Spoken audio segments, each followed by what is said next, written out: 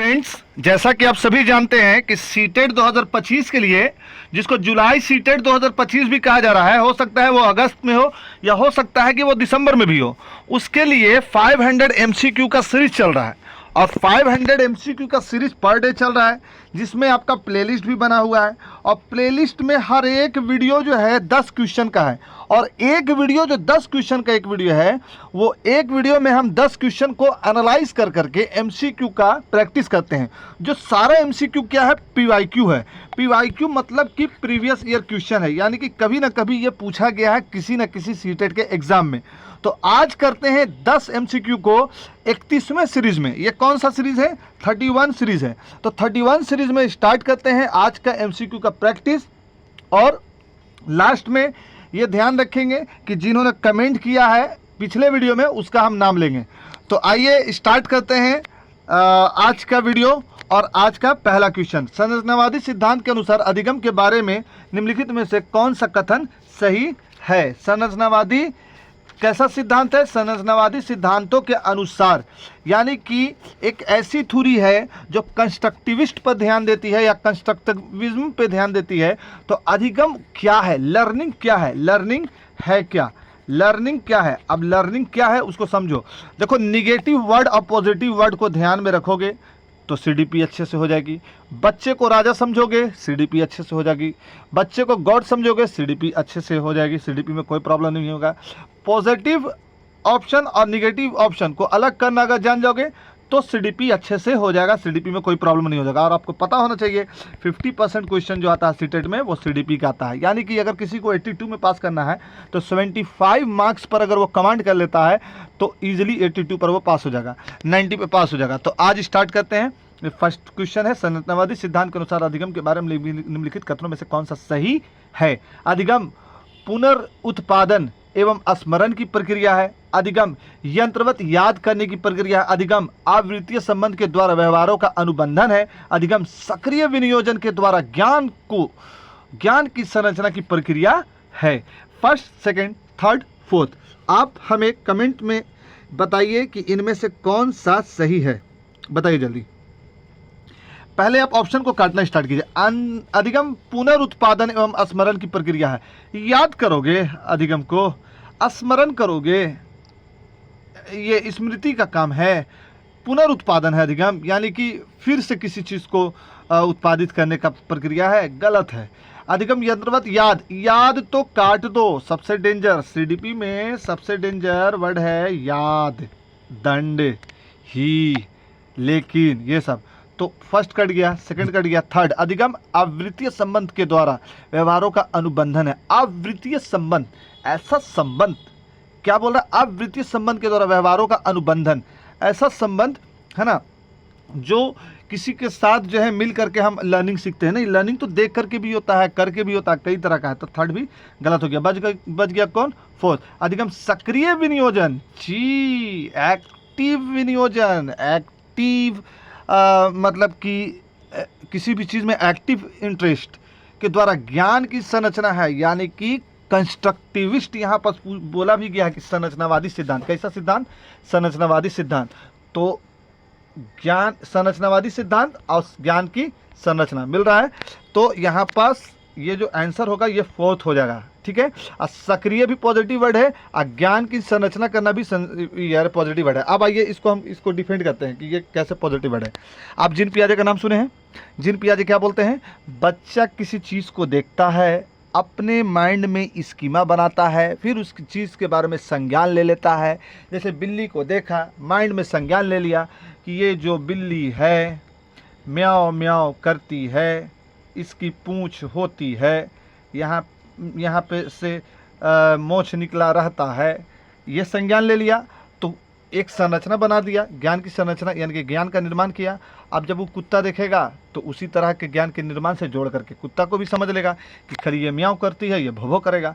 तो यहाँ पर 21 का क्या हो जाएगा? फोर्थ। देखिए, बहुत मेहनत लगता है समझाने में और बहुत मेहनत लगता है ये कंटेंट लाने में, और हम गारंटी देते हैं कि आपके सीडीपी को हम इतना तो स्ट्रॉन्ग कर लेंगे कि आप जब एग्ज़ाम में जाओगे तो हमको याद करोगे कि जो जो वर्ड सार एकेडमी पर सर ने बताया था वो वर्ड सेम टू सेम वैसे ही आ रहा है और हम उसमें जो है अरे टिक आउट कर पा रहे हैं। सीडीपी का कोई भी बुक आप पढ़ लो, सीडीपी में अच्छा नंबर नहीं आ सकता है जब तक कि आप प्रैक्टिस नहीं करोगे, जब तक कि सीडीपी वाला माइंड नहीं रखोगे अपने पास। और वो कहाँ से आएगा?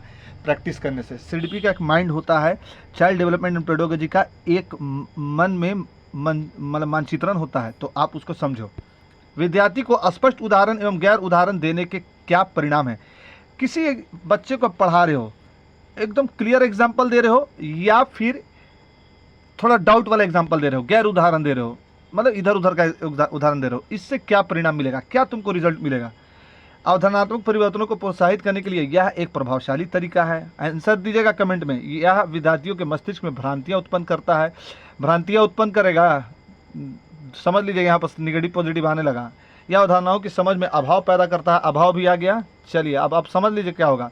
यह अवधारणात्मक समझ के बजाय कार्य विधिक प्रक्रियात्मक ज्ञान पर ध्यान केंद्रित करता है। जो करने वाले बच्चे हैं वो 22 को ईजिली कर लेंगे, क्योंकि 2 और 3 तो हम ऐसे ही काटते हुए दिख रहा है कि हम 2 और 3 के बारे में तो हम ऐसे ही बोल दे रहे हैं कि हो सकता है कि ये नहीं होगा।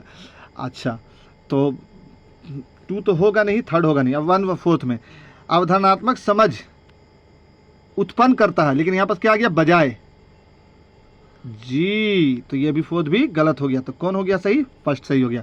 प्रोत्साहित करता है, अवधारणात्मक परिवर्तन को प्रोत्साहित करता है। क्या प्रोत्साहित करता है? गैर उदाहरण और उदाहरण। जैसे फॉर एग्जांपल आप किसी तरह का टॉपिक पढ़ा रहे हो और एक उदाहरण दे दिए, ठीक। जैसे मान लिया ऐड पढ़ा रहे हो, ऐड में कह दिए कि बाबू तुम अगर कोई किसी व्यावसायिक इससे बैकग्राउंड से आता है, कोई बच्चा का दुकान है और दुकान पे अगर कुछ समय देता है तो उसके दुकान का ही एग्जांपल दे दो।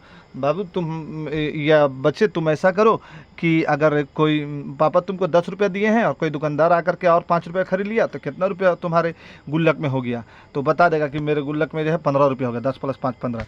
तो इस तरह का एग्जाम्पल दे करके या गैर एग्जाम्पल दे करके पढ़ा सकते हैं। तो फर्स्ट का क्या हो जाएगा? फर्स्ट 22 का फर्स्ट हो जाएगा, ठीक है।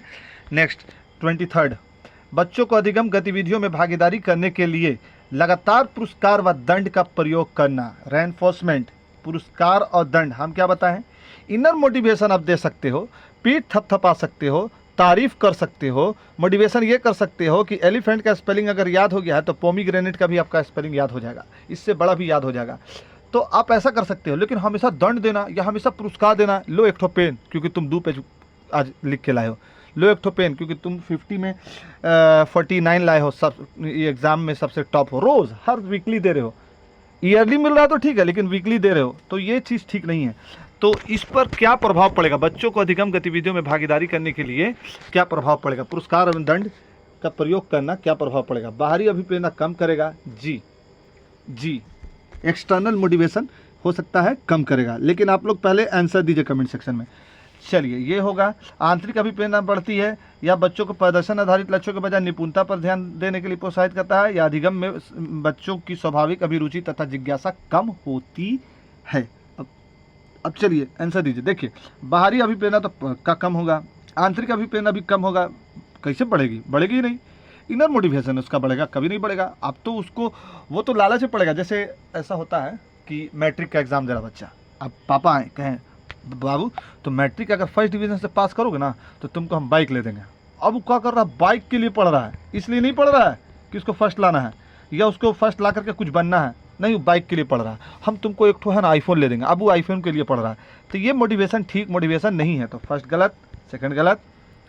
यह बच्चों को प्रदर्शन आधारित लक्ष्यों के बजाय निपुणता पर ध्यान देने के लिए प्रोत्साहित करता है। ऐसा कुछ नहीं है। आप दे दीजिएगा एक ठो बुलेट खरीद करके मैट्रिक के बाद, तो निपुणता पर ध्यान देने लगेगा कि आओ हम पढ़ेंगे। ऐसा नहीं, बुलेट लेकर उड़ाएगा शहर शहर। तो थर्ड भी गलत। अधिगम में बच्चों की स्वाभाविक अभिरुचि को कम कर देता है, जिज्ञासा को भी कम कर देता है। वो जो है ना नेचर बाय नेचर नहीं पढ़ेगा, वो सिर्फ पढ़ रहा है इसलिए ताकि उसको एक बुलेट बाइक मिल जाए या फिर आईफोन मिल जाए। तो आईफोन और बुलेट के लिए जो बच्चा पढ़ेगा, वो जब आईफोन और बुलेट मिल जाएगा तो फिर पढ़ना छोड़ देगा। तो यही फोर्थ आंसर सही है। समझिए अब बात को। और फिर हम बीच बीच में बोल रहे हैं कि मेहनत लगता है कंटेंट लाने में, मेहनत लगता है समझाने में, और मेहनत लगता है कंटेंट बनाने में। और आप लोग को बताने से पहले हम भी थोड़ा सा रीड करके आते हैं। तो प्लीज़ जितना हो सके लाइक कर दिया कीजिए। वीडियो अगर देख लिए तो लाइक कर दीजिए, क्योंकि रिकमेंडेशन ज़्यादा जाएगा। और सब्सक्राइब कीजिए, क्योंकि व्यू जा रहा है, सब्सक्राइब नहीं जा रहा है। 4-4 घंटा 5-5 घंटा लोग देख रहे हैं कि वीडियो को, और सब्सक्राइब नहीं जा रहा है। सब्सक्राइब जो है 3 से 4 सब्सक्राइब भी आ रहा है, तो थोड़ा सा सब्सक्राइब कर दीजिए, सपोर्ट कीजिए, क्योंकि हम भी आप में लगे हुए हैं, आपसे फ्री ऑफ कॉस्ट लगे हुए हैं। तो आपसे सिर्फ एक ही चीज़ चाहते हैं, लाइक। और कमेंट जितना हो सके ज़्यादा कीजिए। निम्नलिखित में से कौन सी प्रथाएं सार्थक अधिगम को बढ़ावा देती है? सार्थक अधिगम कौन सा लर्निंग? सार्थक अधिगम यानी कि पॉजिटिव लर्निंग को कौन सा बढ़ावा दे? शारीरिक दंड, दंड तो समझ जाते हैं सीडीपी में क्या है। संज्ञानात्मक अधिगम, पर्यावरण, सतह एवं समग्र मूल्यांकन, निरंतर तुलनात्मक। तुलना भी करना नहीं है, दंड भी नहीं देना है, तो सेकंड और थर्ड हो जाएगा। चलिए सेकंड थर्ड कहाँ है? यहाँ आगे चलते हैं। चलिए 25 में, शिक्षक बच्चों की जटिल अवधारणाओं की समझ को किस प्रकार सहज कर सकते हैं? बच्चे के जटिल अवधारणाओं की समझ को, बच्चे के जटिल अवधारणाओं के समझ को शिक्षक किस तरह से प्रोत्साहित कर सकते हैं? अब बताइए, आंसर दीजिए इसका। 4 ऑप्शन दिया हुआ बाबू फ्रेंड्स, 4 ऑप्शन दिया हुआ। एक व्याख्यान दे करके, प्रतियोगात्मक अवसरों की व्यवस्था करके, बार बार यांत्रिक अभ्यास द्वारा, अन्वेषण एवं परिचर्चा के लिए अवसर उपलब्ध करके। देखिए बार बार यांत्रिक अभ्यास तो होगा नहीं, व्याख्यान तो आपको देना नहीं। प्राइमरी स्कूल में, मिडिल स्कूल तक आपको व्याख्यान नहीं देना है। या तो आपको आगमन विधि इस्तेमाल करना है, या फिर निगमन विधि इस्तेमाल करना है, यानी कि पहले उदाहरण फिर नियम, या पहले नियम या फिर उदाहरण, ऐसे करके। लेकिन व्याख्यान नहीं देना। प्रतियोगात्मक अवसरों को बार बार नहीं व्यवस्था बनाना है, इसलिए यहाँ पर 4th आंसर हो जाएगा। उसको परिचर्चा में शामिल कीजिए, उसको डिस्कशन में शामिल कीजिए, ठीक है। आइए 25 के बाद आएगा 26 ना जी, 26 आएगा। चलिए ठीक है फ्रेंड्स, स्टार्ट करते हैं 26 में। एक प्राथमिक विद्यालय की अध्यापिका बच्चों को एक प्रभावशाली समस्या समाधानकर्ता बनाने के लिए किस प्रकार प्रोत्साहित कर सकती है? बच्चे को, एक प्राइमरी स्कूल की टीचर चाहती है कि एक बच्चा ही अपने जितना भी प्रॉब्लम है उसको सॉल्व कर सके, तो किस तरह से बच्चे को प्रमोट करेगी कि वो हर प्रॉब्लम को सॉल्व करने के लिए एलिजिबल हो जाए। प्रत्येक छोटे कार्य के लिए भौतिक पुरस्कार मना किया गया है ना, शुरू में ही सिटी में भौतिक पुरस्कार नहीं देना है, ठीक है। केवल प्रक्रियात्मक ज्ञान पर बल देना, केवल यहीं पर काट दो। गलत उत्तरों को अस्वीकार कैसे करोगे? बच्चा अगर गलत उत्तर भी दे रहा है तो अस्वीकार नहीं करना, स्वीकार करना है, दंडित नहीं करना है, और फिर उसके गैप को समझाना है। पहले उसके गलत आंसर को स्वीकार कर लो, अब फिर उसको दंडित नहीं करो, बल्कि उसमें जो कमी रह गया उसको कंप्लीट करो। बोलो कि हाँ यहाँ तक ठीक है, यहाँ से थोड़ा सा तुम गलत बोल दिए, इसलिए यहाँ सुधार लो। बच गया कौन? 4, बच्चों को साधनभूत अनुमान लगाने के लिए एक अनुमान लगाने की प्रोत्साहित करना, 4th हो जाएगा। सीडीपी में ऑप्शन को जब तक काटिएगा नहीं, डील नहीं होगा। निम्नलिखित अवधि में से किसमें शारीरिक वृद्धि एवं विकास तीव्र गति से घटित होता है? शैशव अवस्था में प्रारंभिक बाल अवस्था, प्रारंभिक बाल अवस्था में मध्य बाल अवस्था, मध्य बाल अवस्था में किशोर अवस्था, किशोर अवस्था में वयस्कता। बताइए 27 का क्या हो सकता है दोस्तों? 27 का क्या होगा? देखिए शैशव अवस्था और बाल अवस्था होगा। अब समझिए शैशव अवस्था, प्रारंभिक बाल अवस्था क्या होता है? शैशव अवस्था होता है जब बच्चा जन्म लिया, जन्म से लेकर के साल से 1.5 साल का जो महीना होता है, यानी कि 18 महीना तक, जन्म से लेकर के 18 महीना तक बच्चा बहुत जल्दी बढ़ेगा। आप देखिएगा जन्म जब लेगा तो उसका नाक चिपटा रहेगा, नाक ऐसे से चिप करके लंबा कर दिया जाएगा, उसके बाद आँख थोड़ा बना दिया जाएगा, वो बड़े जल्दी बड़ा होगा। और उसके बाद प्रारंभिक बाल अवस्था में भी, यानी कि जिस टाइम आपको 5 साल से 11 साल तक का जो वक्त होता है, या 9 साल तक का वक्त होता है, उसमें, तो यहाँ पर फर्स्ट आंसर सही हो जाएगा, ठीक है, याद रखेंगे आप लोग। 28, निम्नलिखित में से कौन सा विकास सिद्धांत नहीं है? निम्नलिखित में से कौन सा विकास का सिद्धांत नहीं? डेवलपमेंट का थ्योरी कौन सा नहीं है? विकास जीवन प्रयत्न होता है, विकास परिवर्त्य होता है, विकास आनुवांशिक एवं पर्यावरण दोनों के द्वारा प्रभावित होता है, विकास सार्वभौमिक है तथा संस्कृति संदर्भ इसे प्रभावित नहीं करते हैं। देखिए ये तीनों लाइन सीडीपी में एज इट इज मिल जाएगा, ठीक है। तो ये तीनों लाइन पॉजिटिव है, लेकिन क्वेश्चन क्या है? निगेटिव है। तो निगेटिव का भाई कौन है? निगेटिव। तो यहाँ पर 4th आंसर हो जाएगा, ठीक है, 4th आंसर। बाकी तीनों को आप काट दीजिए, ठीक है। समझ में आया बात? विकास जीवन परिवर्तन चलता है, विकास परिवर्त्य है, यानी कि आज अगर आप इंग्लिश नहीं सीखते हैं, या आप अभी आज नौकरी में नहीं है, तो कल हो सकता है नौकरी में होंगे, तो विकास जीवन परिवर्तन चलता है। अब परिवर्तन है, विकास में हमेशा, डेवलपमेंट में हमेशा चेंजिंग होता रहता है। अब डेवलपमेंट जो है जेनेटिक और इन्वायरमेंट दोनों पर निर्भर करता है कि आपका डेवलपमेंट कैसा होगा। जैसा जेनेटिक और जैसा इन्वायरमेंट मिलेगा वैसा डेवलपमेंट होगा। तो यहाँ नहीं है क्वेश्चन में, इसलिए नहीं का भाई नहीं। विकास सार्वभौमिक है तथा सांस्कृतिक संदर्भ इसे प्रभावित नहीं करते। नहीं, विकास सार्वभौमिक है, सांस्कृतिक संदर्भ इसे प्रभावित करते हैं, लेकिन यहाँ क्या दिया हुआ? नहीं। तो नहीं का भाई नहीं, यहाँ निगेटिव क्वेश्चन में था, इसलिए ऑप्शन निगेटिव सही होगा। व्यक्तिगत विभिन्नताओं का प्राथमिक कारण क्या है? लोगों के द्वारा माता पिता से प्राप्त आनुवंशिक संकेत, पद्धति, कोड, जन्मजात विशेषताएं, पर्यावरणीय प्रभाव, आनुवंशिक एवं पर्यावरण के बीच जटिल पारस्परिक क्रिया। देखिए 29 का बताइए क्या होगा? ये आप समझ गए होंगे कि क्या होगा। फर्स्ट सेकंड तो होगा नहीं, सेकंड थर्ड तो होगा नहीं, फर्स्ट और फोर्थ में बताइए कि क्या होगा।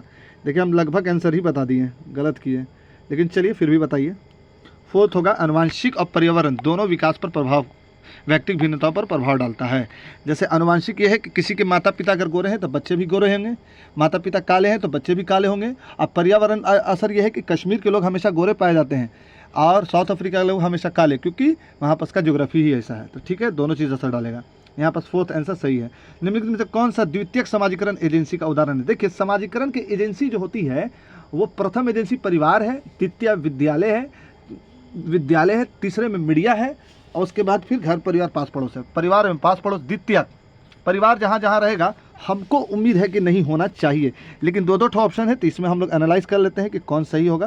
लेकिन परिवार जहाँ जहाँ रहेगा वहाँ काट दीजिए, ये प्रथम है, काटिए। मीडिया एवं पास पड़ोस, हाँ मीडिया ठीक है, लेकिन विद्यालय एवं पास पड़ोस, हाँ ये विद्यालय सेकंड है और उसके बाद फिर मीडिया, विद्यालय एवं मीडिया, तो यहाँ थर्ड आंसर सही हो जाएगा, पास पड़ोस बाद में आता है, तो यहाँ पर थर्ड आंसर सही हो जाएगा। तो 30 यानी क्या 10 क्वेश्चन हो गया, और 10 क्वेश्चन में आपका कितना आया ये आप कमेंट करो।